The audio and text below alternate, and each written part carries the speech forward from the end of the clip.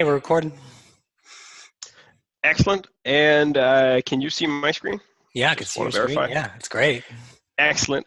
Okay, everybody, I wanted to welcome you to the inaugural first webinar between Savvy Revenue and Take Some Risk. It's been a long way underway. No, it hasn't. But me and Dwayne have known each other for a couple of years now. We actually started agencies around the same time, so it's always been in the air that we should do something together. And Dwayne had the idea of doing a real webinar this time after we did the SEM Rush webinar together a little bit over a month ago. So today we'll skip the big presentations of and bios of who we are, because neither me or Dwayne want to dwell too much on that. You have all signed up through either our emails or on LinkedIn or Twitter, so you'll know who we are more or less. And if somebody don't know me or don't know Dwayne, then you'll get to know us through this. There's no need to do a big bio. So we'll put the bio at the end. We're gonna go through. Let me see if I can't move this a little bit. We're going to go through we're going to go through the following subjects. Again, we're going to go through just a little bit here to begin with the feed optimization sequence, what that looks like. We're going to go through what a good feed is, why it's important, why campaign structure matters so much when it comes to your feed. Dwayne is going to talk about custom labels, some scripts. We're going to jump a little bit and then just have some conversation about image optimization and product exclusion and favorite feed optimization tools. That's more of just talking points between me and Dwayne. And if anybody has anything, any questions you want us to talk about during those stages, just to let us know. But we haven't done big slides on those areas. And at the end, we'll do a feed review. If anybody wants to we have one who sent in a feed, and I've done a review of it because it's in Danish. If anybody wants to send in something additional, they're more than welcome to, and I'll set it up while Dwayne talks. Andrew, I have a quick question before you start. Yep. So I've been doing shopping since about 2013 when I lived in the UK. Do you know how long the Danish people have had shopping? Has that been like as long, or is that a more recent thing in the last few years for the country? So we got it in 2014. Okay. I remember because it just came out when I did one of my first. It was my first presentation in Denmark, and I'd been working in the U.S. market for 4 years at that time, so I'd been working with shopping for plenty of time. And then I had a huge head start on everybody when it came to having presentation material and clients and all that kind of stuff. Okay, cool, awesome. So a bunch of good data. To begin here, I just wanted to just do 10 seconds explaining what a typical feed optimization sequence looks like, because a lot of people are confused around what it means to optimize a feed. The standard protocol is that you take your store, you take your feed from there, you send it to the merchant center, and the merchant center then sends it to Google Ads. That's the standard. That's what most people are used to doing at the moment. When we talk about optimizing a feed, then you will typically always add a tool to that sequence. So in the example below, you'll see that you start with your store, then you send that feed from your store into the tool, in this case, FeedAnomics. It can be any tool. And then FeedAnomics will send the optimized feed into the Merchant Center, which then sends it to Google Ads. So it adds feed optimization, and a feed optimization tool adds another step to that sequence, just so everybody understands where optimization techniques fall in. There are certain things that can be done already when you send that feed to the tool that can be very, very useful, which we'll get into a little bit. But just so everybody's aware of, that's what we mean when we say use a feed optimization tool. So one of the things I wanted to start off with is why a good feed is important, and I've chosen to highlight two things because these two things are often not mentioned as much when you talk about feed optimization. Of course, the number one reason why you want to optimize your feed is to get better exposure in the search results. Better keywords and titles, better overall quality of your feed, all those things matters to get search exposure. We all know that, so there's no need to do a big slide on why that is important. We'll talk a little bit more about search exposure in a little bit, but just for now, some of the things that we want to talk about today about why good feed is important has a lot to do with campaign structure and then analysis, insights, and reporting. The ability to create a good campaign structure in shopping really depends on what attributes you have in your field. For instance, in this example, we have an ad group. We have ad groups that are built up of brand, and then an overall category. Let's take another example. We have brand here, and then we have a big electronics category. We have a big kitchen equipment category, and then we have, oh, I'm spacing on the English term for this. Stovetop. And then we have stovetops. So we have all the Netis stovetops in this ad group. If we didn't have the brand, if we didn't have the product type built out to this extent, where we have category 1, 2, and 3, then we wouldn't be able to build the campaign structure like I'm showing here. So everything that goes into the way that you want to build your campaign structure will always be limited of what fields and attributes you have in your feed. That's why it's so important. The more you can get in, the better. Then there's overall, the same goes a little bit for analysis, insights, and reporting. There's this really neat reporting tool that many of us don't use enough in Google Ads. And for shopping, especially if you're running numerous campaigns, for all of us in Europe, if we're running a CSS campaign and a normal campaign at the same time, if we're running the tiered or the keyword split campaign structure, if we're using anything where we have multiple shopping campaigns, then the reporting section is great to aggregating your data across specific product types, looking at the different brands, or categories, combinations, and all that stuff. And it's great to finding what products if you want to exclude or focus more on or compare over time. It's so useful. But again, it comes back to the feed. There's nothing more daunting for me than actually opening up a new prospect in Savvy and wanting to, okay, I want to take a look at how these various aspects of the account is performing, and I can't because the data is not in the feed. So all goes back into campaign structure analysis, insights, and reporting when it comes into why good feed is important.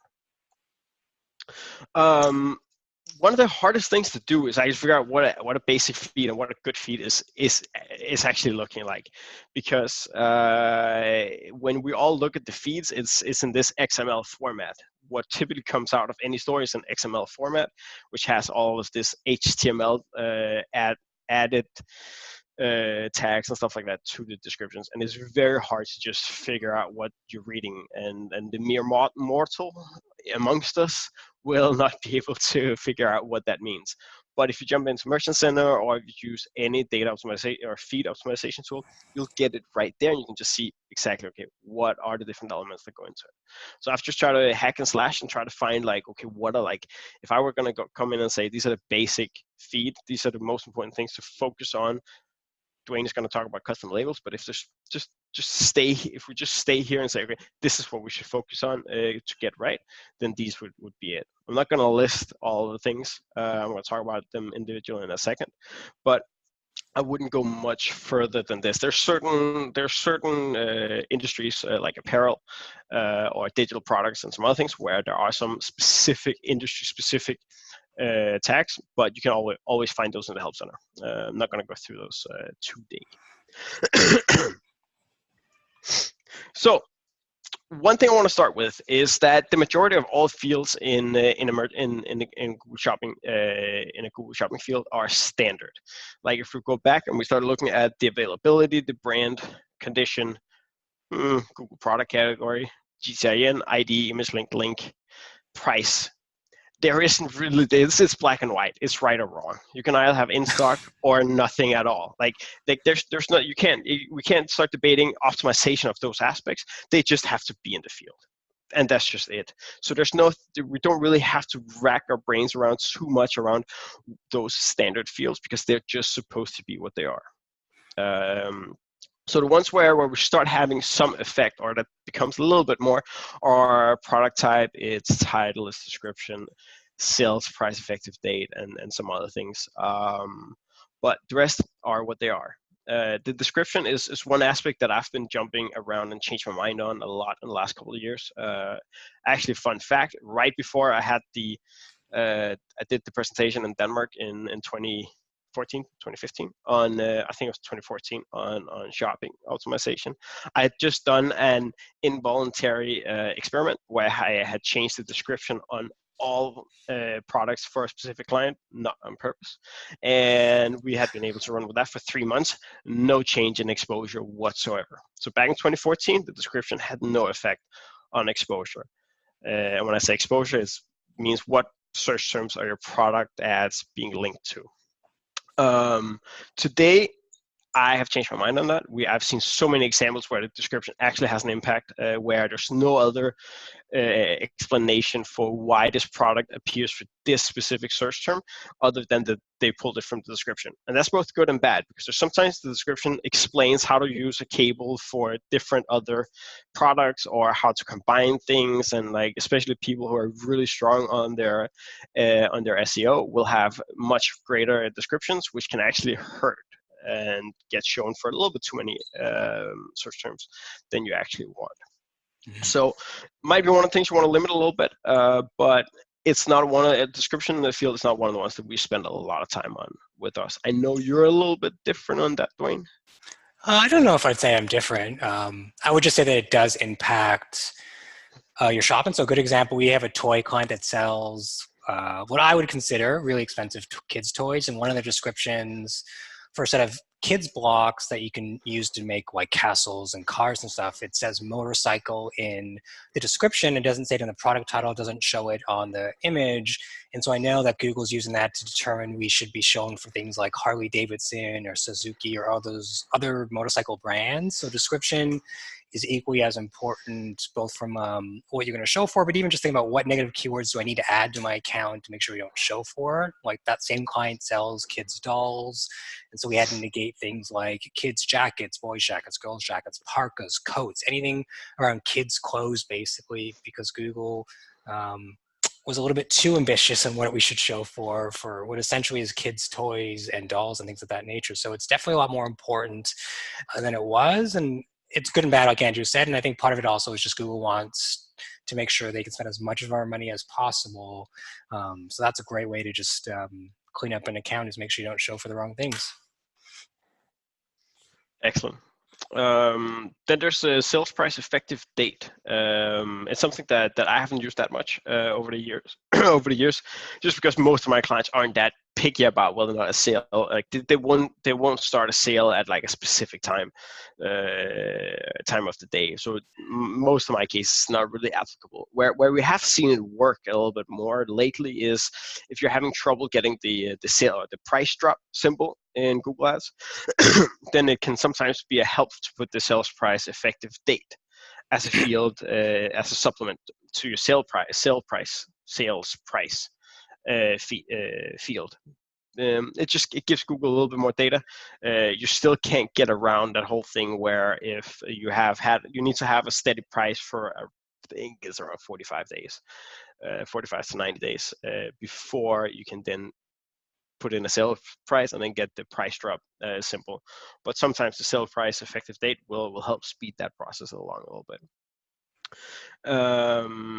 Then I wanted to quickly mention, because there's a big difference, and this depends a lot where you're sitting right now and listening to it, because in Denmark and other Scandinavian countries, shipping is not a thing. We don't need to add it. However, if you're in the US, Germany, and a couple of other countries, if you don't add shipping, your entire account can get blocked. If your shipping is off, and I've tried this, I've tried having accounts blocked, and this was back when we had much tougher, much worse merchant center approval. It took 3 weeks to get it launched again, because they would only review accounts on a weekly basis, and that was even as an SMB premium partner. It's pretty insane. So if you're in the US, Germany, shipping, of course, big factor. You really have to have that correct at all times. Where in Denmark, it's a little bit more like if you are selling a product for, let's say, 100 kroner, which is $15, or around that area, and you have $5 shipping or $10 shipping, then it can be a benefit to showcase the price, including the shipping price, when people are looking in shopping, so that you already qualify people there, so you don't have that many people falling through in the checkout phase. And but you can also be completely opposite. You want to have as many people go to the store as possible because your price is low and you know they're going to buy 10 or 15 or 20 of these items at once. In those cases, you might not even want to include shipping if you're in the Scandinavian countries. Again, if you're in the US, you have to do it. There's no way around it. And lastly, I wanted to mention this whole thing with non-standard fields, which I will go into a little bit more depth with. But don't be afraid to use other fields that you wouldn't or that you can't put into a Google Shopping feed. I'll explain what it is a little bit, but don't be afraid to use those because they are really useful. Product type. It's more or less, again, it's what we call categories on your website. If you have I have an example here out here to the right from one of my favorite stores online. It's thebarbecueguys.com. It's just the site is so well done. They have such a well-structured content division, and it's I use it in all my examples. Hopefully one day there'll be a client, but let's see if using them in examples all over the place can work.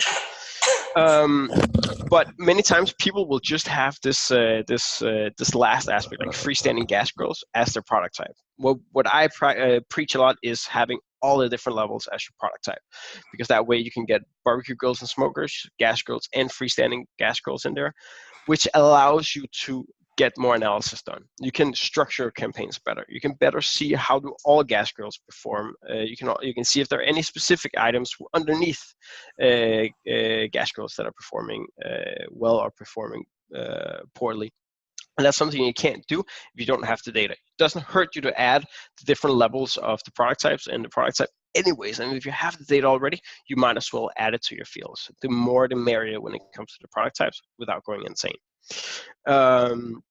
The better you are at adding the various levels of the product types into levels of category into your product types, the more you can use it in the keyword as well. Use those categories in your title as well. So if you have like a very specific I have an example in a second. If you have a very specific product that has a specific product title, then you can add the more generic or the more category keywords into the title by having it in the product type. And again, the better, the more the merrier. So you have that data you can utilize in the title if you want to.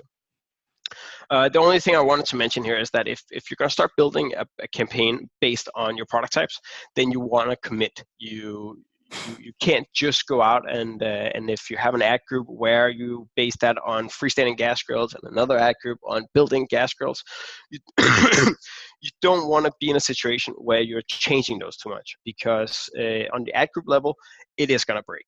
You can't just like on the product groups where you can jump from product type to product type and you will always have the data, which is so beautiful. You can't do that across ad groups or across campaigns. So you need to commit, you need to get it right the first time. You know, Andrew, I was going to say, one thing we always tell clients, so when they do the taxonomy for product type, if you're going to take your Google Shopping feed and import it into Facebook, you only want to include the last or the second last breadcrumb, because anything else will get cut off when you're in the product catalog and you're trying to set up a product set of some kind. So it's a good tip to make sure that, yes, you can take the Google product type and take it into Facebook, but only include the last two breadcrumbs, so that way you can organize your products into different product sets correctly and know which breadcrumb that product set is for. Exactly, and as we've all been saying since 2008, mimic site structure and mimic your website structure. It's both in your ads, your campaign structure, and your feeds, and all that. It makes it so much easier for anybody to jump around in there. When it comes to the title, again, we talked a little bit about descriptions before, but I just wanted to mention here, like, again, keywords in your title is the primary factor for your search exposure. There are more factors that are coming in, and they're not really being talked about anywhere in the support center. But the more data we're providing Google in terms of having the right Google product category, the GTIN numbers, the more of this data we're providing Google, so they can try to cluster together products and say, okay, this advertiser or this store is sending these 5 products with these 5 GTIN numbers, and they have a good CTR on these search terms, well, the same GTIN from this advertiser should also show up for some of the same search terms. There's no doubt in my mind that Google are using some of those signals to figure out where to apply what products to put on what search terms. That can also explain a lot of why Google has become much better at, even if you have a fairly poor feed, then they've become a lot better at matching products with search terms in the last couple of years. But there's no doubt in my mind that there's more factors than just the keywords in the title like it was initially. But it is still the biggest factor. If you want to change something, if you have a title that's just like in this case, let's say that Weber or Ace Hardware just sent out Genesis 2 E410. That's all they had in the product title. Then still, from my then Google would still know where to put that in terms of the product, what search terms to apply this product to. However, if you look at it, then if you want to have some more effect and you want to have more control over what search terms you show up for, adding keywords to the title is still the biggest thing. eBay is quickly becoming my favorite go-to horrible example of how not to run shopping.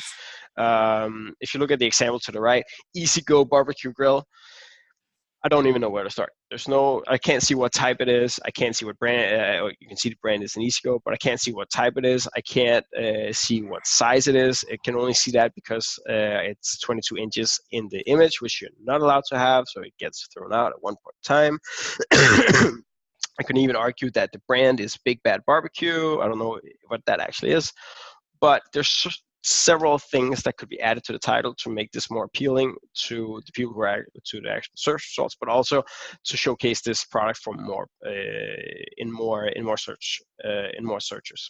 If we look at Ace Hardware, much better, of course. They have the brand initially, then they have the model, which is Genesis 2. They have the model number, and then they start adding attributes. They have liquid propane, which is what I'm referring to here as these like non-standard fields, which we'll talk about how to do that in a second. But then they have all these attributes with liquid propane, freestanding grill, and it's in black. I have no idea what that 4 is, but I don't know what it is, but it's there. All the rest is really good. The only thing that I would say that you could that could optimize further or that could improve this title further was I don't like liquid propane. I just went through a whole phase of buying grills, and I never in my life searched for liquid propane gas grill. I searched for gas grills. I searched for Weber gas grills. I searched for best gas grills, etc., etc. I didn't have to put in the qualifier that it had to be liquid propane. I'll just choose the liquid propane model at the end. So I think it's a huge waste of space, which is it's already going to be in the description. So there's no need for it to be liquid propane. I would go gas grill.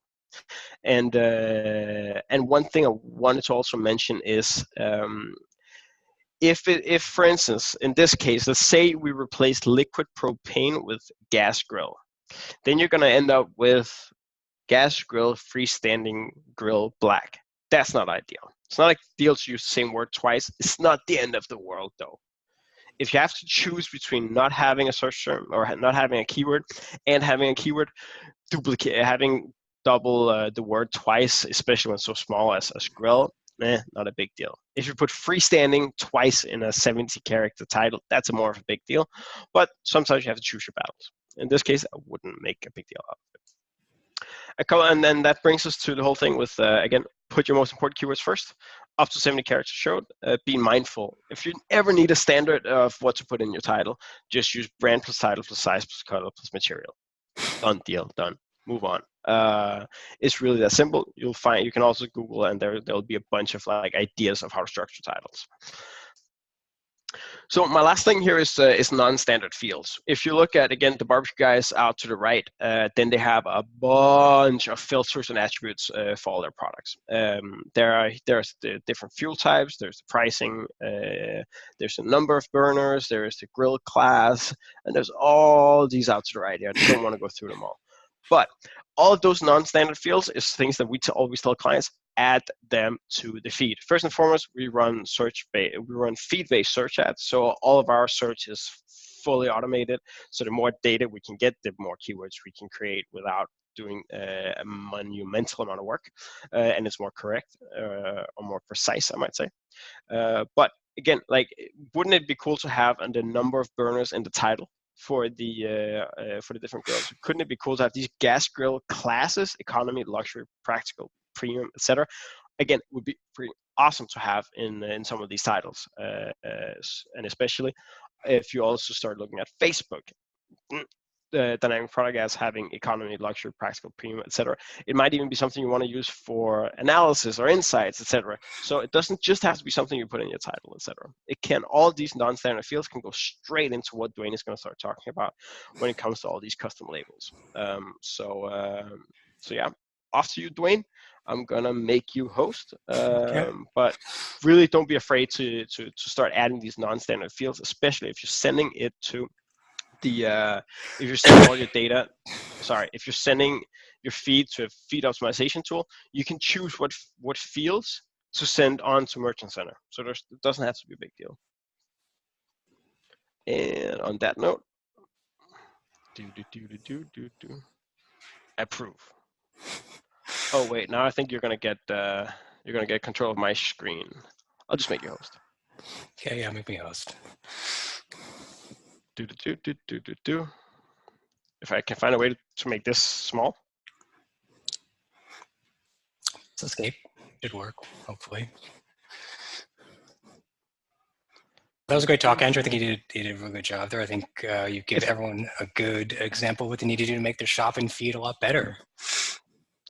If anybody has any questions or anything at all, then just throw them in the question list, and I will talk in a second when I have made Dwayne host. There you go. So yeah, Andrew, if anybody has any questions. Andrew, do you want to stop sharing your screen too? Definitely. Thank you. There you go. If anybody has any questions, throw them in the chat, and we'll either be able to answer them towards the end or send out an answer to all your questions in the following emails. Cool, awesome. So I'm going to talk about custom labels, and I'm going to only talk about custom labels because Andrew will tell you that I love custom labels. I know there are some of our colleagues in the industry that think custom labels are just like extra work, but I think custom labels can really help you do a better job of running campaigns, analyzing data. And if anyone who's ever been in my apartment will tell you that I'm the most clean, organized gay guy you're ever going to meet, and I love organization, super fan of organization. And when I don't have organization, I get a little OCD about it. So someone has a question. Does someone have a question? No, no one has a question. Someone had a question. Oh, there is a question in the chat. Let me see what that is. If you do the custom labels, I'll ring up the questions. Okay, so we'll talk about like what custom labels are, how to use them, why to use them, and then we will be done. So what they are basically lets you organize your feed. And Shopping Google gives you 0 to 5 custom labels. I don't know why they picked 0. I always assumed people would just pick 1 to 5, but someone decided 0 to 4 was what they're going to be. And you can have up to 1,000 variables in each custom label. So in total, you can have 5,000 variables in each of 5,000 variables across your 5 custom labels. That's a better way to say it. So a good example of what might take up a lot of variables is if you do a custom label based on colors.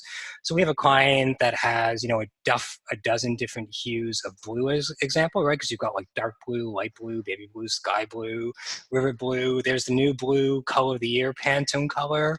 And so you might not want to have a dozen different shades of blue in your shopping feed. And so what you can do when you use FeedAnomic as an example is you could tell them, write me a rule that takes all the different shades of blue and puts them into one attribute just called blue, and then you shove that blue custom label in custom label 0. And so now when you use your custom label, you can just say, show me blue versus having to check a dozen different kinds of blue and a dozen different kinds of like yellow and orange and stuff like that.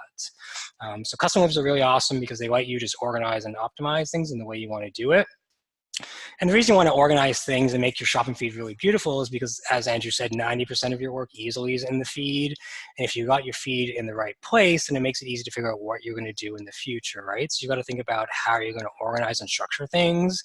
And then you're going to think about how you want to organize and structure your custom label. So a good example for us, most of our clients have a sales section. I think there's only one that doesn't have a sales section or doesn't really use it very often. So for us, custom label 0 is always going to be a sales attribute, and then usually 1 is based on price or color, something like that. Sometimes gender, which we'll talk about in a second. And if you put all the effort into your shop and feed, that means when you actually build your campaigns, organize your campaigns by campaign, ad group, and product type, all the work you put into actually making and organizing shop and feed will be taken care of, which means that your performance in the long run will be a lot better, and you won't have to be pulling your head out trying to figure out how to break things down. A good example is a client messaged me the other day and said this other agency has set up the feed in this one way where they put both custom labels for product categories. Don't ask me why they did it. And then they also used the custom label for the best-selling products, but the best-selling products were also in the regular categories for each of the products, which meant that there were duplicate products across each of those feeds. So trying to figure out how to fix and clean up the feed and make it more organized meant the simple fact that I had to write a rule in FeedAnomics and say, if something is in the best-selling products, do not include it in the other product types, so we can have an understanding of which ad group and which product type is actually selling better. Is it the best-selling stuff, or is it stuff that is not in the best-selling product type? So why do you use it? Basically, organization, monitoring, reporting, bidding. So we talked a lot about being able to organize things by, color and things of that nature. But even just bidding, if you're using a custom label 2 to break things down by price, if your clients sell things that cost $5 to $5,000, breaking it down by a price custom label means you can understand, can I bid 20 cents for this? Or can I bid $1 for this, or $2? If something's like $5,000, you could probably be able to bid a couple dollars for it. So being able to organize your feed and understand where things break out by a price point means you can understand how aggressive you want to bid.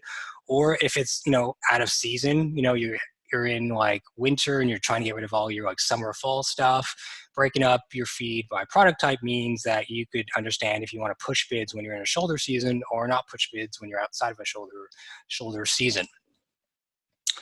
And so I'm going to give some examples of ways we've used it for clients. We've used most of these. So we talked about material. Andrew's talked about that for barbecues, but you could do margin. So you could break up and use custom labels to figure out your high price stuff, your low price stuff. You could do exclusives if a client sells stuff.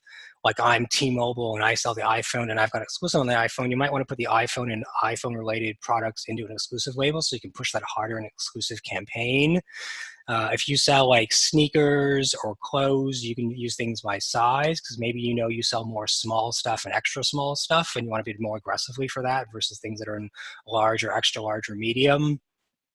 You can also do new products. If clients have new products, you can put that as a custom label, put that in its own campaign, and then know that you need to push those products hard because they just came on the market and other competitors might not be as quick to do that because they don't have it broken out in a custom label for new products. You could also do, as we talked about, price, color. If you sell things that have a weight, you could do weight for a custom label. You could do holidays, seasons.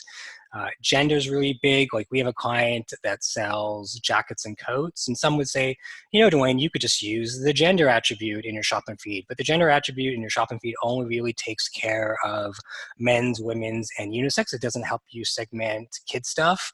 If you use the age attribute, it gets too granular with the kid stuff because you've got like babies, toddlers, kids. And so using a custom label means you could say, and break out all your male's products, all your female products, and all your kids' products so that you have lower bids for the kids' stuff and higher bids for the women's stuff. Odds are, when it comes to shopping online, you usually sell more women's stuff than anything else. And then you can also figure out what bids you want for the male stuff, all by using a custom label and breaking out your products the way that your customers shop. So how to use it? There's lots of different ways you can use it. A lot of these examples we use for clients. Some of them are just ones I thought of that would make sense depending on what you sell. So let's say you're like me and you've got a client that sells lots of stuff across different genders and sells kids stuff. Then like we said earlier, you could easily just say your first label is going to be gender because you want to break out things both by men's, women's, and kids.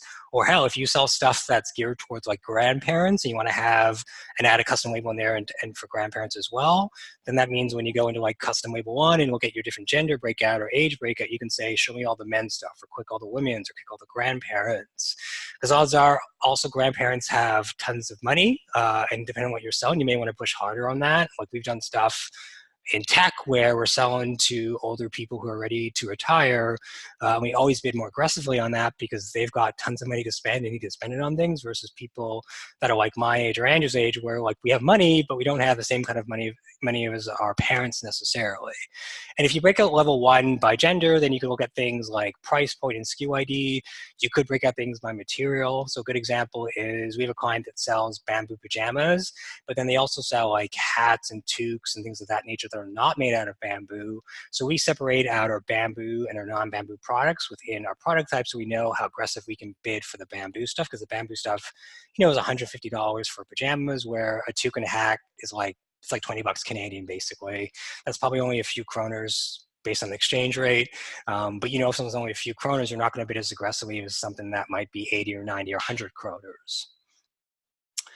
Let's say your client has a sale, or they do lots of sales where they're just like, get something in month 1, it's on sale by month 3. Having your stuff broken out where there's a sales custom label means you can be a lot more aggressive with how you bid with stuff, whether it's, start of a season, you want to be more aggressive. The end of a season, you don't want to be as aggressive, even though you want to get rid of it potentially. And so what we'll do for some clients is, product group 1, we'll break it out by clearance or sale. Then we might do product category. Depending on what we sell, we might do material, or we might go straight to SKU ID. So there's lots of different ways you can totally break out and use custom labels to help you organize your feed, understand what you're going to bid, how you're going to bid for it, and whether you need to be aggressive or not. If I'm in a shoulder season, I am probably going to be aggressive to get some sales stuff. But if I'm at the end of the season, I might want to sell it, but I don't have tons of inventory left, so I won't be as aggressive, because like if it sells, great. If it doesn't, that's okay, because we always sell it at the beginning of the following season when it's out of style, if you will. But people want to buy stuff from the previous season because it's going to be cheaper. So my favorite price breakout or custom label breakout is by price point. I like to know what something's going to cost, so it gives me an idea of how aggressive I can bid. Like we have a couple clients that sell dirt bikes. So we have one in America, we have one in the UK. And at least in American or Canadian, it's like $3,000 or $4,000 for a dirt bike. It's not a cheap expense. That's like half the price of a car, or a third the price of a new car. And so when I break things out by price, it's great for me to know that these items over here cost $3,000, and these items over here that are bike accessories and bike parts only cost $50 or $100 or $200. And so the price breakout I have on what would be your right is how we normally break out things in a standard way. But for example, this client's got $3,000 items. So what we'll do is we'll say anything over $1,000, if it's only 10% of our SKU count, we won't do anything different. But let's say we had 50% of our SKU count was over $1,000 price point, then we'd add some tiers and say, show me everything that's 1,000 to 2,000 or 2,000 to 3,000. That way we can break those out a little bit more and understand sort of which of those items are selling, also how aggressive we want to bid, because we're definitely going to be a little bit more aggressive for a $4,000 bike than we are for a $1,000 bike that may be used, or just maybe a smaller version or an older model. So if you're not sure of how to break up by price point, this is a great way to start. Because at least for us, Andrew, this may be different for you. We don't have tons of clients that sell tons of things past $1,000, so we don't ever usually need to make anything custom for that. And then when we do it as a custom label, we either do level 1 would be in-house brands or clearance sale. We'll either look at product category, material. Then we'll break it down by price point, because I want to be able to understand sort of within product categories or certain materials, what's the price point for each item. And then I just have SKU ID after that to figure out which of my items are going to sell. Like for my client that sells all the toys that are really expensive, they've got stuff that's $150, but they have toys that are $20. So understanding within the brands which items are over $150 is important, because those are like the kids' doll houses, those a lot nicer versions of Fisher-Price kitchens that some parents buy their kids to play with. And I know I can bid more aggressively for that as long as we're selling it. And if we're selling it, then we keep it on. Sometimes we turn them off because we have some clients where items are not going to sell. So for example, that dollhouse doesn't always sell as well. So we turn it off if it's not like a sales season, like Christmas, or if it's not like back to school and parents are going to buy stuff for their kids to keep them like occupied when they're off school. And then one of the last ones I'm going to talk about is seasonality. So we've talked about this a couple of times, but I think it's a really interesting one. And we've not done it because we don't have a client that sells things for each different season in a way that would make sense. But if I was like a sports store, that would probably make sense because you have stuff for like summer and spring and winter. And so using a custom label to segment all your SKUs by seasonality and then breaking it down by product category. So whether it's like camping stuff or not camping stuff, break it down by price point. That let me know within each season what category of products am I selling, and then what are the price points for those products, and how aggressively do I want to bid for that. Seasonality is one I found online. I don't remember where, but I'm like, that was a really smart idea. Whoever wrote that blog post, and I'm going to steal it for this webinar. But we haven't had a client. But if you're somewhere in the world where there's really good seasons and you've got a client that has a lot of seasonal stuff, it's a good thing to look at. And then the other example, obviously, on the other side is like you have in-house brands. So maybe you're like, Amazon, and you've got like 70 different in-house brands. You might break out your stuff by each in-house brand's name, and then seasonality, and then product type. And I think a good reason for this one would be like, if I am Amazon, I'm probably going to have Amazon in my product title for the product.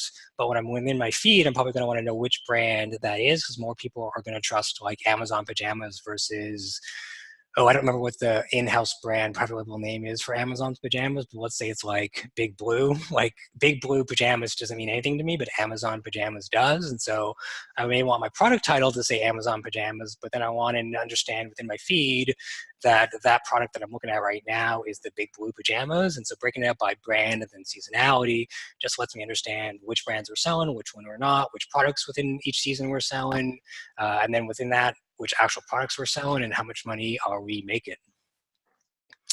And so I just have a quick summary, which basically, if you're going to use custom labels, my big three ones are every client has a sales section. So that's always custom label 0 for me. So I don't have to think about it when I go into a client's feed. I know custom label 0 is always going to be the sales item. I usually do price point next. And then after that, I might do exclusive stuff, colors, sizes, material, just depending on how I want to break out and structure things to make sure that I can like have the best campaign possible, whether it's how I think it's going to be successful with the way I want to break it out, or it's based on some sort of site structure that the client already has. And that's it in a nutshell. That's my bio. You can read it, not read it.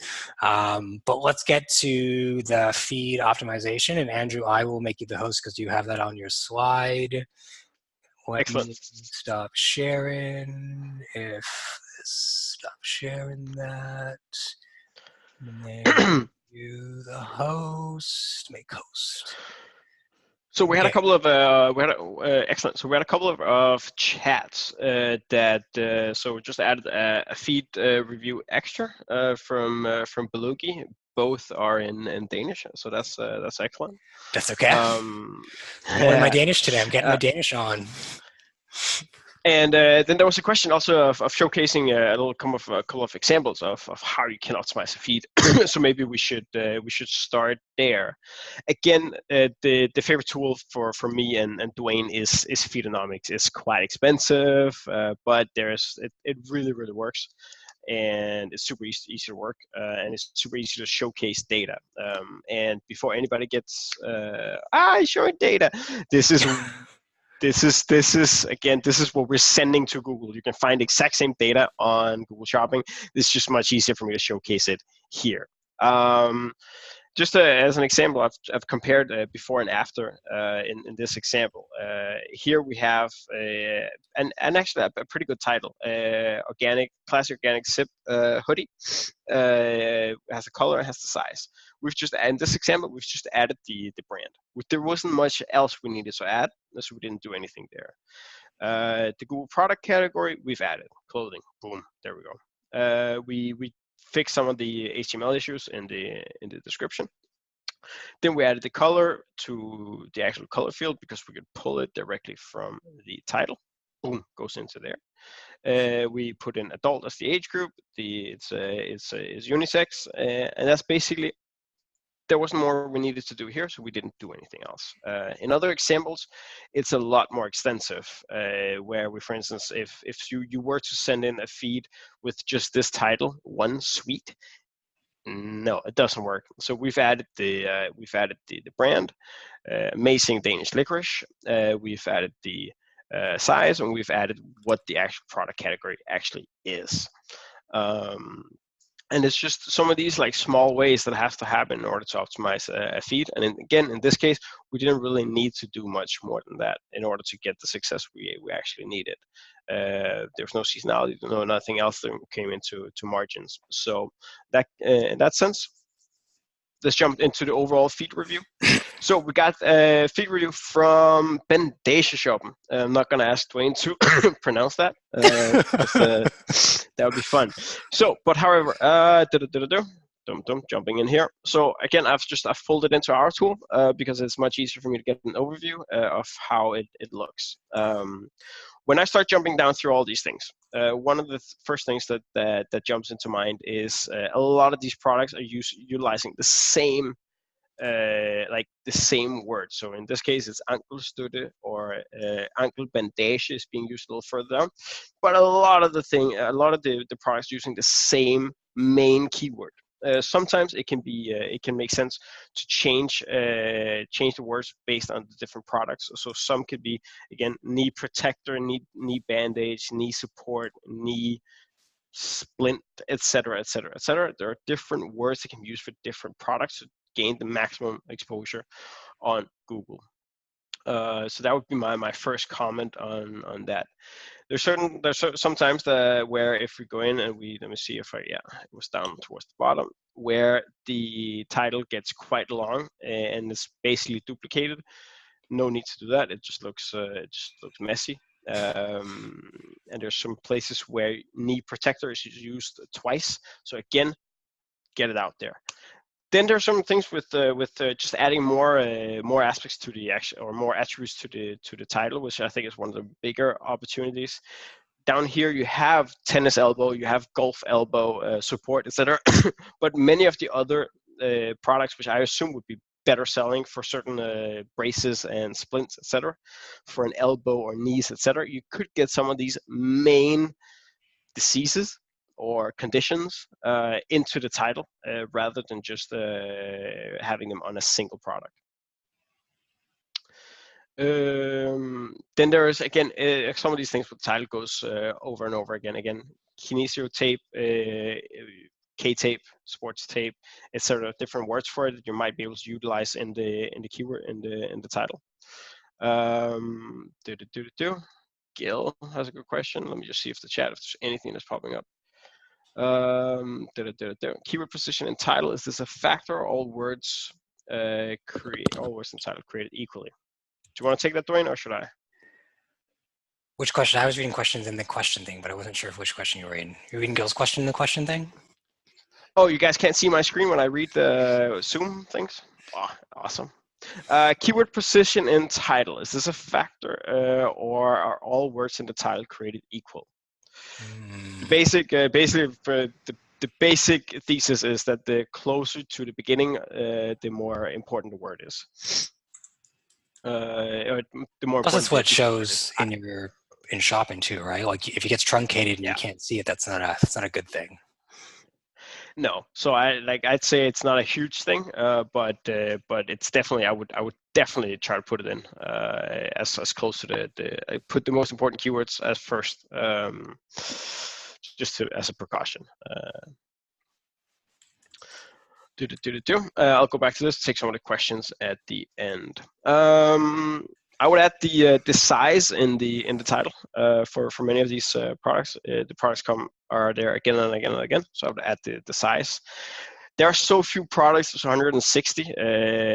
Both me and Dwayne sometimes work with thousands and thousands and thousands upon products where it's impossible to do what I'm going to suggest. But I would highly suggest taking top 10 products or top 20 products, like rewrite the title yourself, get it perfectly. I've done it many times. It takes 15 minutes to get 15 great titles, and then it just works. Then you don't have to, there's no need to try to combine a bunch of attributes if you only have 160 products. So try to write some yourself. The SEO on the site looked fine, so you can easily think through what keywords should be on what products.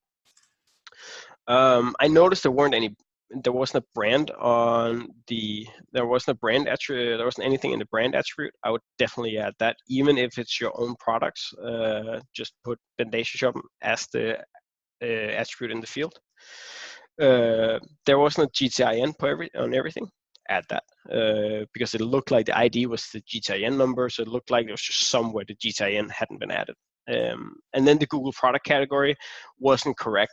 It's not a huge deal. I've seen it. I've seen it not be that big of a deal, but the Google product category was correct. You had chosen something about medical support and tape or something like that, and it's the right one is supports and braces. But it's so funny. Like there's a bowling. Like I hate product categories. There's a bowling wrist support, but there's not a K-tape or etc. Like it's so weird what Google product categories actually exist and which ones doesn't.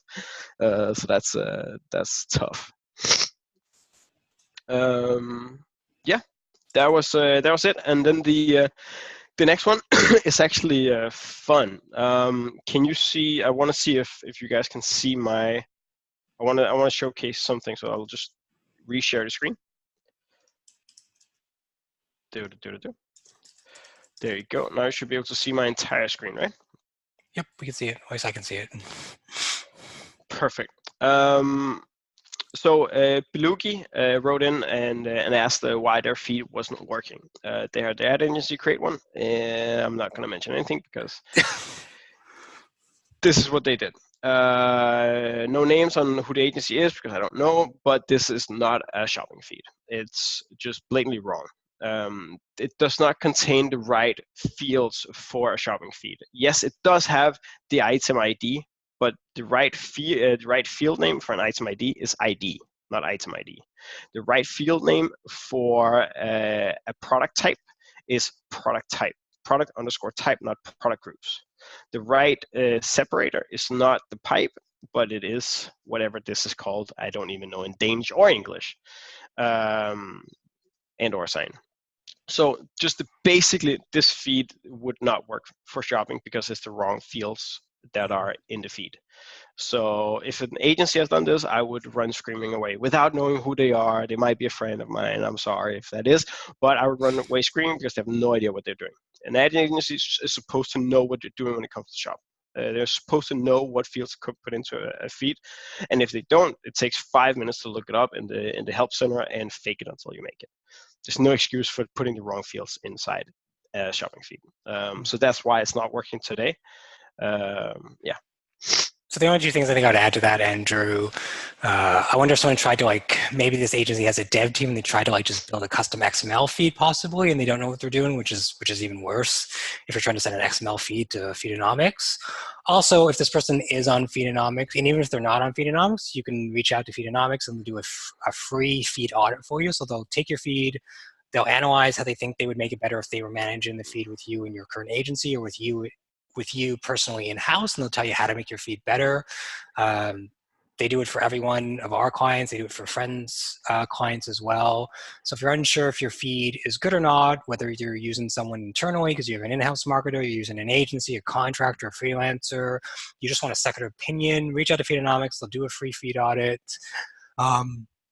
If you don't know how to contact them, you can send me or Andrew an email. We each have contacts at FeedAnomics. We can introduce you to our account managers, and they'll do a free feed audit for you.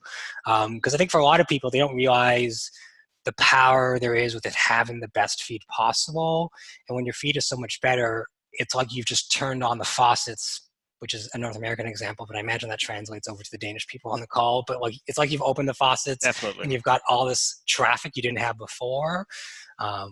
If your agency or your internal person is not managing your shopping feed, get them to manage it. It's the lifeblood of running shopping campaigns, and they can do all they want. They can change a million things. They can spend all the money they want. But if your feed is a dumpster fire, there's nothing they can do to make it better without having the best feed possible. Exactly. It's I'd like to compare it back to when I started my first agency, White Shark Media. One of the first things that we decided we wanted to do was we pulled all call tracking and installation of tracking overall. We pulled it in-house because it was so important for our success for it to work. And it's the same thing with the feed. If you have an agency today that's running shopping but don't know or don't want to optimize your feed, then they're not Google Shopping experts. They're not good enough to run a shopping campaign unless you have a small store. Then it's different. There's generalists for that, definitely.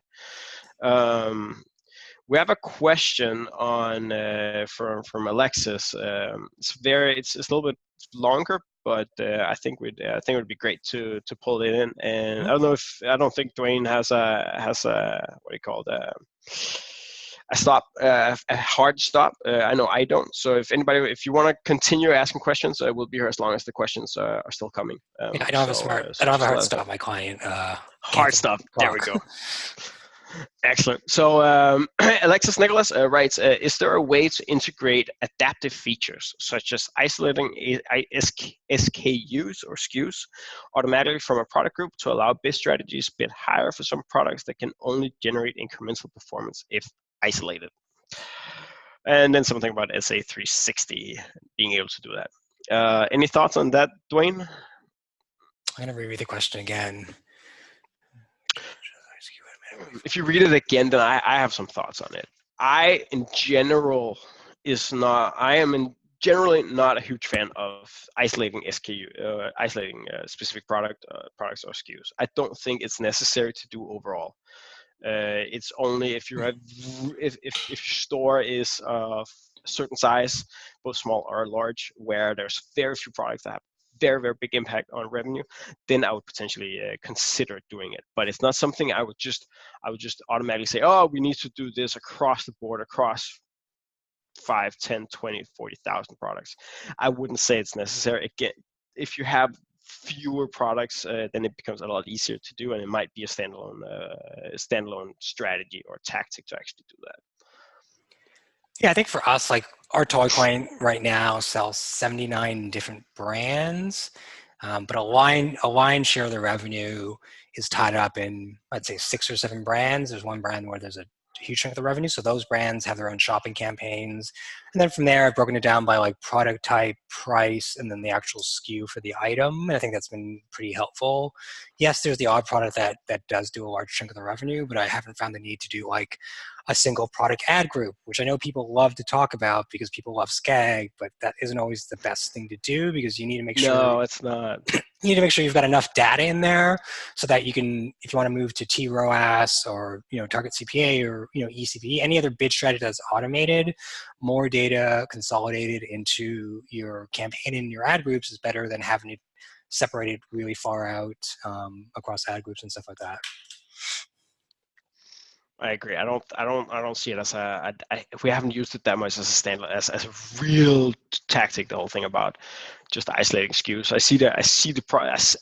Like, so a little shameless plug here. I'm speaking in 2 weeks on Denmark's biggest e-commerce conference, solely focused on e-commerce. I'm only talking about shopping, and the one thing I'm doing there is I'm bringing 6 cases where we've used wildly different tactics to actually bring results. In some of the cases, we've used opposite tactics to showcase results. And so sometimes something like isolating SKUs might work in that specific case, but as an overall tactic, I haven't seen it be that effective. Then we have an open question. What's your thoughts on smart shopping versus regular shopping with target rows? Oh, that's for me. I have a huge caveat there. I don't know if you want to start or if I should start.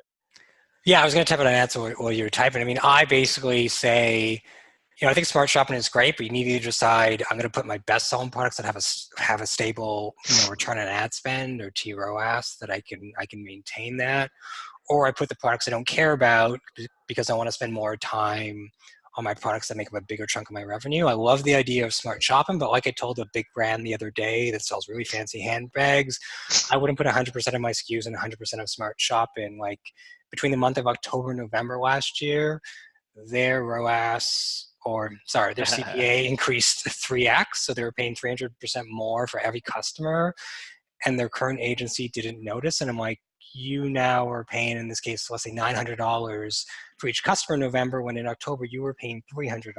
You cannot sustain that as a business because your purses cost, $7,000, $8,000, $9,000. So I think smart shopping is great in certain use cases, i.e., my best selling products that have a stable a stable ROAS throughout the year, or you just put the products you don't care about as much, you don't want to spend time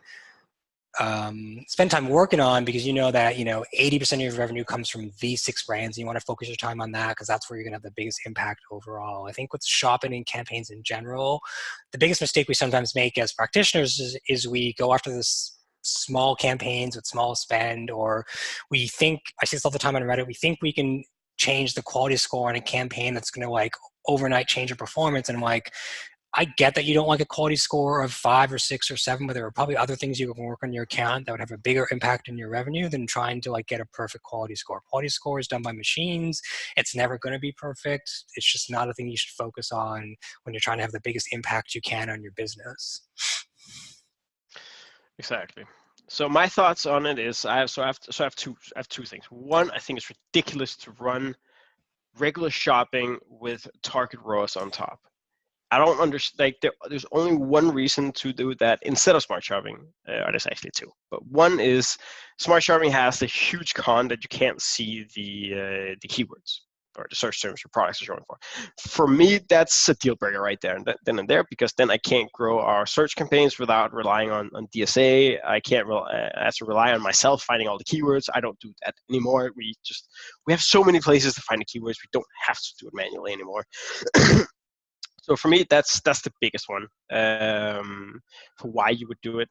However, the accounts that I see that need to run, that runs target, like a regular shopping with target ROAS or smart bidding, they don't want to run shopping anyways. They don't want to do anything on shopping. They don't want to do anything on the account anyways. It's typically not your agency that are 100% focused on getting success with Google Shopping. So you might as well just jump over to Smart Shopping. Let the machine do what the machine does. Like, and then you're gonna take the hits when it doesn't work. Like when you jump for, like when you get off Black Friday, when you get off a sale, we just had a case last week where the conversion tracking stopped working, and one of the legacy Smart Shopping campaigns we had just freaking broke, immediately broke. Didn't know what to do after a couple of days of not having any conversion data. Our standard shopping still ran just like it was supposed to do. So there's all these cons that we could go into a long string of pros and cons in smart shopping. However, as a ground rule, I would just, if I had to choose between smart shopping and regular shopping with target ROAS, I would just go with smart shopping if I was in-house and just needed it to run, because it's more hands-off and it works better than shopping with a target ROAS strategy, in my opinion, based on what I've seen. Next question from Bastian. Do you have any advice or feedback about using a comparison shopping service? Is it worth it? I assume I take that, Dwayne? Yeah, you can take that. We just got a client that has that, but I've not spent enough time perfect. to know.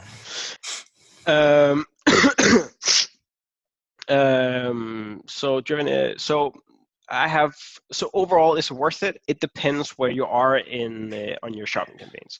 So the whole thing with the CSS is that it gives you a 20% some called discount. They give you a 20% discount on your CPCs. It's not correct. It's not the actual what happens, but let's just do that, because otherwise I'll confuse everybody. So you get a 20% discount on your CPCs. That means that when you go into the auction, your bid, you're going to end up paying 20% less than what you're actually coming in with in the auction.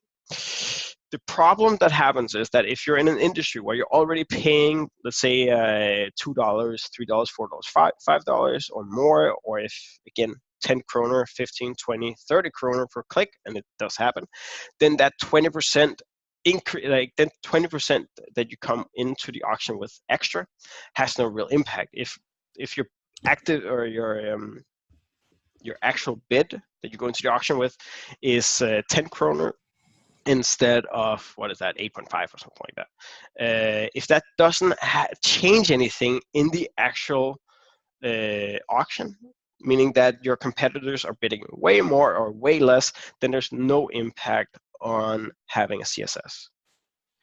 So if you're in that big range of CPCs for shopping campaigns, it's not going to have that big of an impact. However, if you're in the range of having CPCs between 1 and I'd say 2.5, 3 kroner, then having a 20% increase or discount on your CPCs is huge. Can make a big difference. And we've seen it make a big difference. But when we launched it on every single client because all of our clients got was called by every single CSS provider in all of Europe with this magical solution. So basically we had to do it because it sounded so good. But we launched it on all clients and we can just see it across the board. Clients with big CPC or high CPCs, not really an impact. And several of those we've rolled it back because we didn't want to do the complexity. But the ones where we have steady, high competition, low to mid CPCs can have a very big impact. So definitely do it.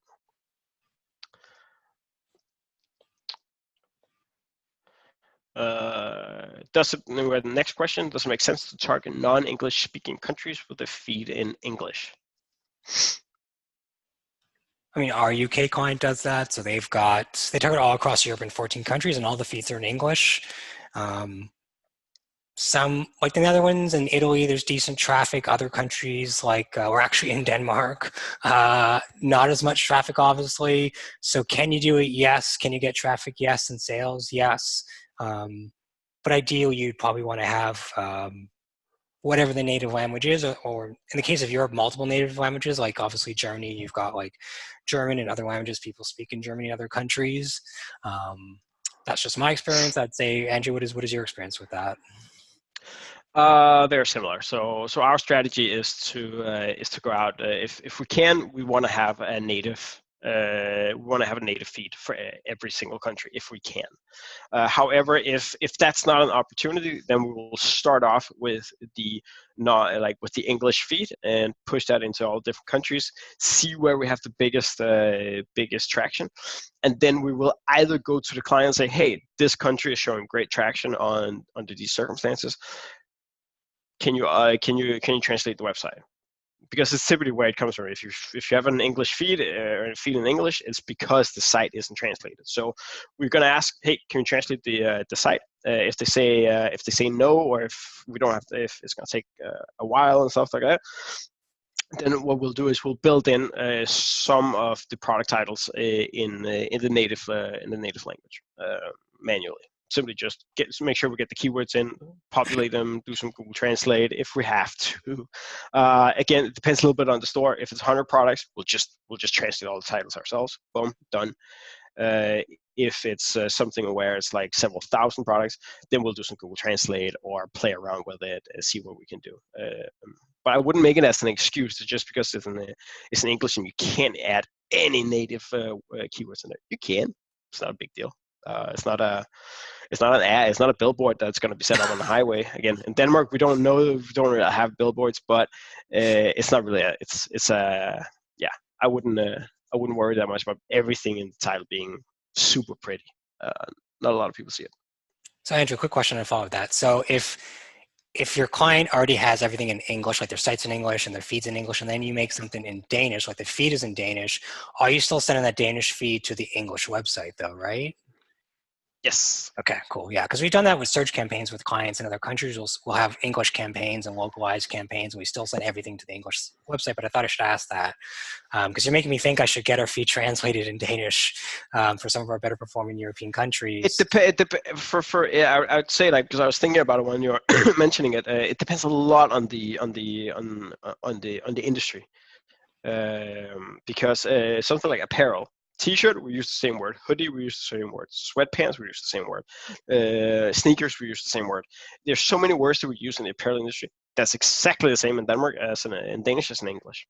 With that being said, we have again our client that sells licorice.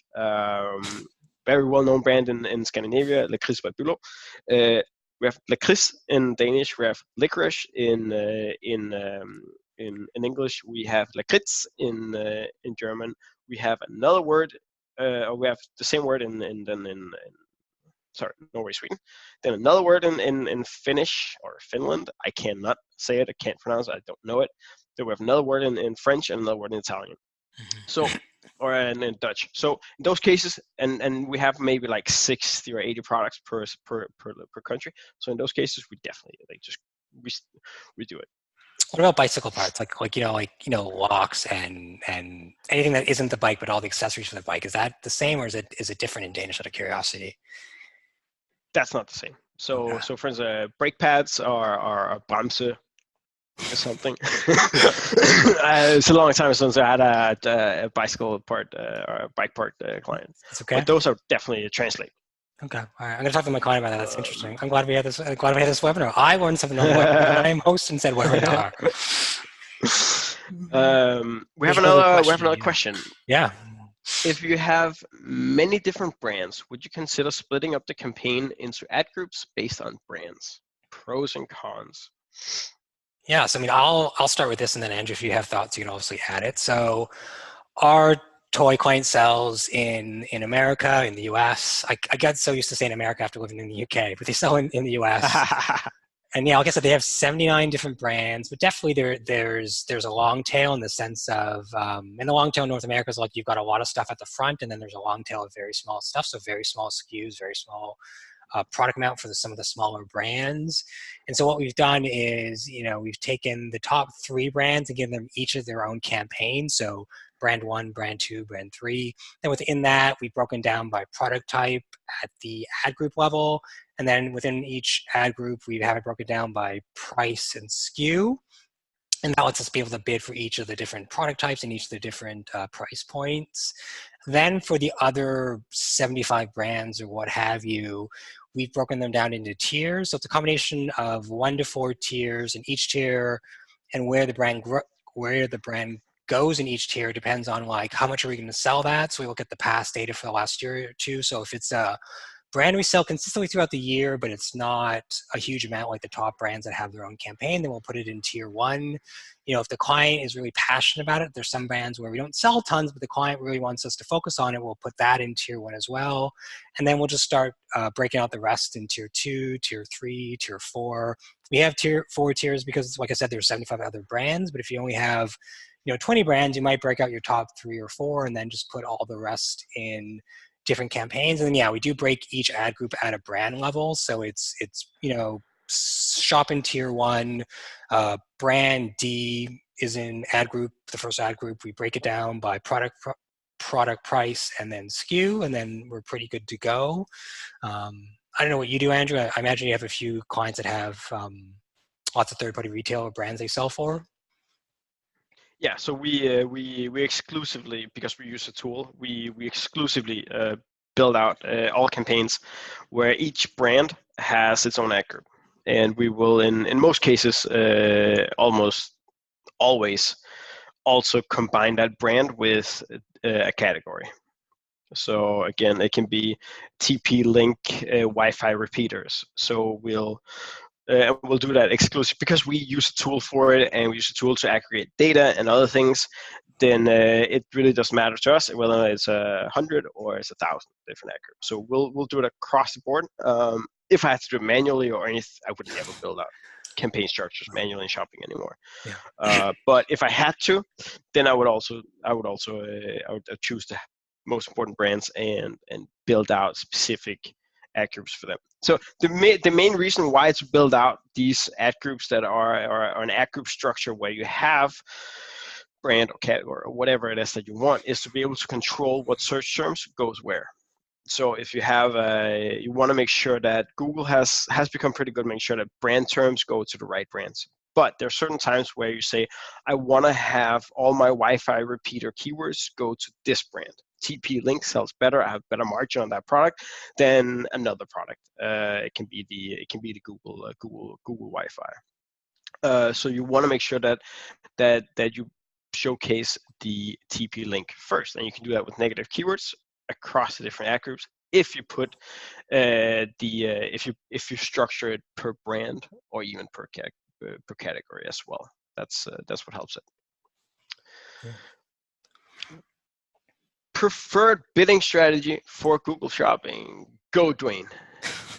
I don't know if we have a preferred one. I mean, Exactly. all things being equal, like we'll either start a client on manual or ECP, especially if they don't have any past data and we have no idea what we're going to bid.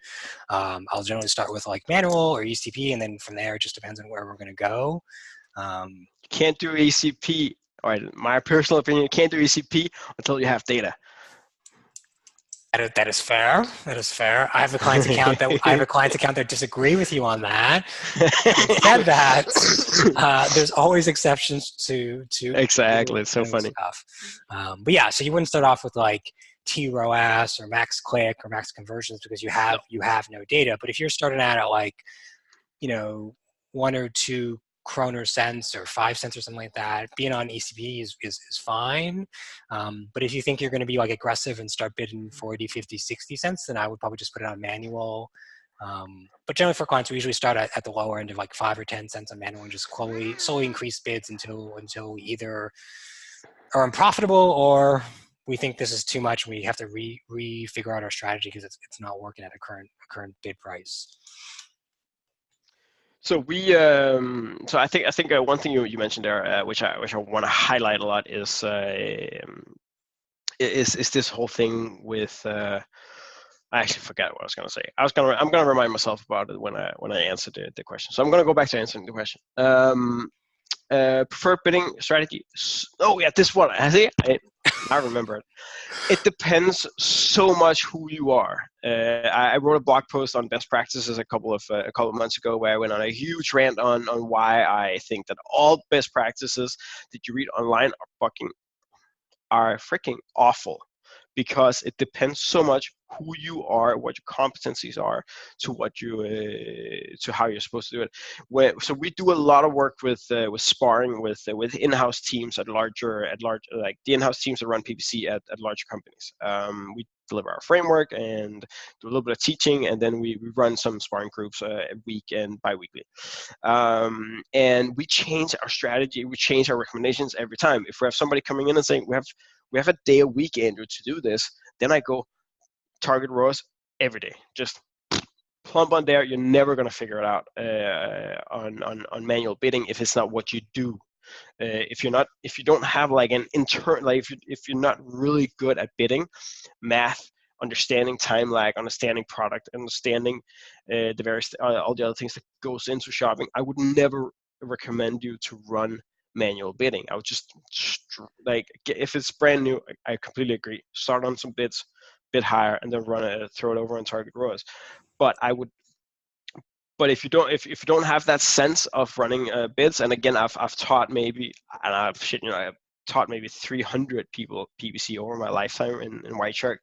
We had 90 PPC managers when I left, and over an 8-year period, we've trained a lot more. And the hardest thing to learn was bidding. So I always recommend using using smart bidding when it's somebody who doesn't, like, they're not their entire job isn't PPC. With that being said, you asked for my preferred bidding strategy. Manual every day of the week. I don't like. I am so far against the target ROAS idiocy when it comes to this whole thing with that it supposedly looks at all these different factors. I can bet you it doesn't. It's become a lot better, and that's why you see so much success in the market with using target ROAS and smart bidding, because it is really good. There are just certain aspects of it, like what to do during a sale, after a sale, what happens if your conversion tracking goes away, what happens with brand new products if you all of a sudden add 1,000 products to your site. Again, those are the scenarios that I see, that we see. And there's just certain scenarios where it doesn't matter if we have a low ROAS for a week. We want to be in the top 1, 2, or 3 spots of Google Shopping, because we know we'll make it back in the long run. We always do. So we have some specific tactics, insights about industries and clients, etc., that just makes it like we never want to give it fully over to Google. With that being said, we're running target ROAS on some accounts today. But my preferred bidding strategy is our own bidding mechanisms. So Andrew, I unfortunately am going to have a hard stop at 2:30 because FeedAnomic emailed me and we're trying to re-platform a client. But we have 10 more minutes, so if anybody has any other questions, there are no stupid questions. Ask it away. Don't be shy. This is your chance to ask both Andrew and I, and we'll give you our opinion. I did a one-on-one workshop training an agency team on Saturday, and they had tons of questions. And as I told them, there really are no stupid questions. Ask it now, because you may be right with what you're thinking. If you're unsure, ask it and see what we think. What does it mean when somebody raises their hand? Does that mean that Martin want to say something? Or I really don't know what to do with that with a raised hand. So if you have a question, Martin, please just write in. One thing that one thing that we have seen yeah. I'm not gonna go down the whole smart shopping route again. There's so Smart much. shopping is like a whole other Much. webinar in itself sometimes. Yeah, I'm not gonna start that. That's a whole thing. But Andrew, before you were talking about you guys used a tool, but I assume the tool you were talking about was just Fred's optimizer, or you're talking about a different tool? Yeah. Oh, we've tried a couple different ones. So I see Martin has the question, but it's a great question you just have there. So we're potentially going almost all in. We still need a couple of months testing it further, but we're almost going all in on the optimizer tool because they have the automator. So you can automate. So you can decide what campaign and ad group structure you want in optimizer now. It's directly in shopping, and it will build it for you based on the feed, and now it will also update it for you automatically based on feed updates, which is super powerful. So it gives us a little bit more ability to control it ourselves versus the third-party tool that we're using today. So we are testing it aggressively at the moment, and I think we might go all in on it in the future. Yeah, I mean, we have just over half our clients on Optimizer, and that was a big reason I told Fred we signed up for it. For those who don't know, Fred Valles, he is Belgium. He's worked at Google a long time. He's Dutch. Isn't he Dutch? I think he's Belgium. But he speaks Dutch, right? Because that's the reason Google hired him originally, because he speaks Dutch and he can translate. That might be something about that. First support, if anybody has been working with PPC in Europe for a long time, Fred was your support guy for, I think it's like 4 years. He was the only support guy in all of Europe for all of PPC back when they started Google Ads back in, I don't know when. It's like 07, my time. 06. It's pretty awesome. That's my time. But yeah, so Optimizer is a great tool. We use the product group refresher. That's the whole reason I signed up for it November 1st. I put down my credit card. I'm like, here you go, Fred. Here you go, Jeff. Here it is. Just give it to me. Because not having to worry about, did the client update their Shopify store in our case, because most of our clients are on Shopify or Shopify Plus, not having to worry about the client updated it, but now we don't have an updated merchant center or we don't have an updated shopping campaign. Makes me sleep easy at night because I just know that Fred's tool is going to pull it in from merchant center, is going to dump it into the campaign or aggregate need to. It is a no-brainer at the price point. Even if you're at a large brand, you're in-house, just having something that's going to sync for you automatically so you don't have to think about it is a no-brainer. And there's tons of other tools and pieces of software in Optimizer. You can do everything from, there's an Ngram types tool, and I'm going to assume most people on this call know what Ngram is. But if not, look it up. Just Google Ngram, Google Ads script, it'll come up. There's RSA stuff in there for search campaigns. So check out Optimizer. It's a great tool. If you want an intro, I know Jeff, who does most of the demos. I can intro you to him, and that way he'll make sure you get taken care of.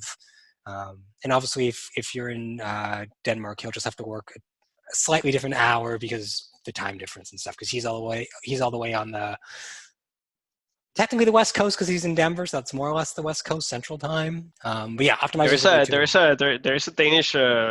There's a Danish Indian support person actually, because one of the Danish Indian founders actually is based in Denmark. So we've had them visit the office a couple of times. So nice! I did not know that. All right, I didn't know either. But I noticed they had founded in Denmark, so I was like, what? So I asked Fred, what's up? So Martin, his question was, what's your take on benchmark CPC, the benchmark CPC metric? Andrew, do you want to use it, Dwayne?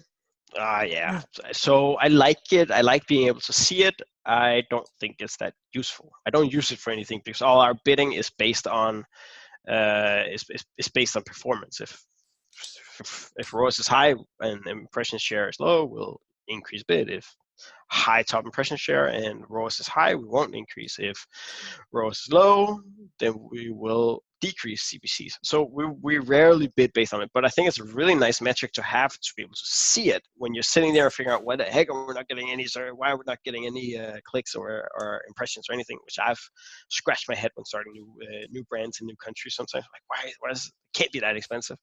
And the benchmark CPC metric pops up and it shows you, yeah, you're supposed to do a $3 bid, and you're like, this shit, no, I don't want to do this anymore. And I would just go home because you're selling like a $15 product. You're like, this will never work. So yeah, I like it. Don't use it that much though. Yeah, I think it's like a lot of metrics in Google gives. It's like average position, which used to be a thing. It's averages of averages at times with stuff, and so Yeah, I think it's great to look at metrics like that. But I wouldn't base my whole shopping strategy on it. It's like if you're in Google Merchant Center, you're going to like growth insights, and they tell you more or less what the top 3 or 4 other brands are selling the same product for. I think it's a great thing to know that, but I wouldn't base my whole pricing strategy of my product based on that. But it's a good thing just to keep top of mind. So we have time for one more question. So if anyone wants to ask it, ask it. Otherwise, me and Andrew will go and we'll send out a recording. At some point, I'll probably do it tonight when I go home because I have a couple meetings after this. And obviously, if you need a feed audit, reach out to FeedAnomics or email me or Andrew, and we can intro you to our AMs at FeedAnomics or to our AMs at Optimizer if you want to check out the Optimizer tool because you need a little bit of help automating things. exactly. So yeah, and so we had a last question from Alexis. Is click share the same as impression share at the click level? I will be super embarrassed and say I have no idea. All those impression share, click share, etc. things that are coming out. I took the time to learn what was absolute top. What's the difference between absolute top and top? That I've learned. But the click share, what the details are, I'm actually not that familiar with it. So they are not the same thing. Ask me to explain it to you. I couldn't do it. I just know they're not the same thing when I read the description when ClickShare came out. Because I felt ClickShare was Google's way of trying to replace average position and helping people understand what is the amount of clicks they're getting based on the share of what's out there. Because you could have easily tons more impressions, obviously, than clicks. So they're definitely not the same thing. Don't ask me to explain it, I'll be honest, because I read it like when it came out, and I'm like, yeah, this makes sense. But I don't look at ClickShare as much, because I feel like ClickShare is what Google used to replace average position, and average position was always just an averages of averages. And if you know what an averages of averages are, you know that average position means nothing. So ClickShare to me means nothing. But do I have it attached to my shopping campaigns and other campaigns?